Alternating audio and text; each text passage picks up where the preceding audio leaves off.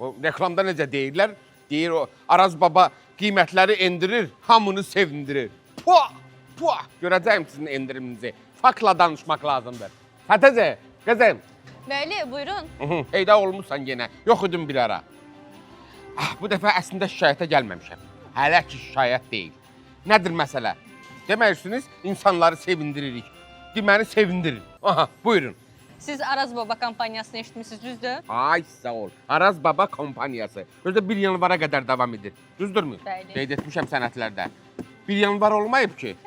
Məni sevindirin. Özü də mənim ən çox sevdiyim bilsən nədir? 2 şey var bu həyatda. Biri pulsuz, olsa superdir. İkincisi də endirim. Dedin ağzından söz çıxıbsa məni sevindirəcəksən. Və salam. Onda gəlin gedək, mən sizə endirimdə olan məhsulları göstərim. Nə gözləyirik? Getdik də. 3 qat, 32 rulon, Nuam, tualet kağızı. 67% endirimlə 12 manat 99 qəpik. 1 kiloqramlıq vanak kərə yağı. 31% endirimlə sadəcə 12 manat 99 qəpik. 12.99 superdir. Digər bütün məhsullara isə möhtəşəm endirimlər var.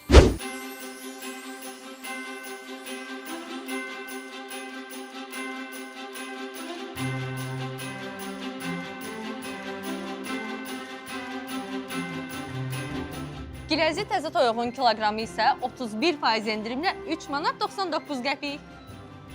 Gilezi toyuğu 3.99. Bəli. Verin oradan tez. Buna bax. Əslində mən normalda belə alış-veriş etməyi sevməyirəm də bilirsiniz. Amma Araz yenə məni təəccübləndirdi. Yeni ildə o qədər endirim edibsiniz ki, ləzzət edir adama. Tədarük görmək istəyirsən də, bildiniz necə? Təbii. Araz səni sevdim, amma hələlik. Sənədlərim çoxdur. Bildiniz?